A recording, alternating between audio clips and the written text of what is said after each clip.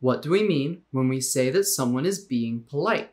It isn't just a specific tone, as pure silence can read as rude or polite. It isn't just diction or choice of words, as passive aggressiveness is viewed as being rude despite its nice-seeming words. It isn't communicated through body language, as texts and calls can be viewed as being rude or being polite. So what is politeness? Like many cultural norms, we are not going to arrive at a holistic definition. However, it is clear that this concept is dialectical in nature. That term means that it is a team effort between both speaker and listener. Dissonance between what the speaker meant and how the listener receives it can result in the same tone, word choice, and body language being viewed as polite or impolite. It is also a dialectic between individuals and the groups for which they occupy. What one family will consider as good manners may differ from how another family views it. When trying to be polite in different groups, a person must shift the behaviors that they engage in, or code switch. Since the people occupying society come and go with the generations, so too do their cultural norms. We don't act like the chivalrous knights of old, and we definitely don't act like the English nobility. These behaviors shift over time from normal courteousness to dated symbols of the era. Knights became historical symbols in the 1500s, and being landed gentry is relegated to something that people in the 1700s were.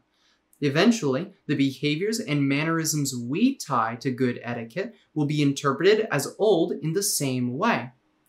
The one thing that doesn't shift with time, however, is from what social group politeness is dictated from: the upper class. Those in power, in an attempt to set themselves apart from the common man, define behaviors that they then use to justify their position. They assert, for instance, that not giving to a charity or to a homeless person is rude, making the question of giving a moral decision rather than an economic one. They assert that wearing the same set of clothes 2 days in a row is unprofessional in order to relegate those without wealth to permanent impoliteness. They assert that all political disagreement should be resolved through peaceful negotiation and compromise, knowing full well that their lives won't be under threat. The standards of politeness are, and always have been, inherently elitist. Fortunately, this can be fought against. We can notice when someone's argument is a variation on calling their interlocutor rude, criticizing someone for bad optics, pushing for compromise for the sake of reducing disagreement, and asking someone to hold their tongue to protect someone's feelings are all examples of this behavior, called political civility. To respond to this elitism, we must use the fact that politeness is a cultural norm. We must ourselves assert our own meaning for politeness, a meaning built out of principled stances and a respect for others' intelligence.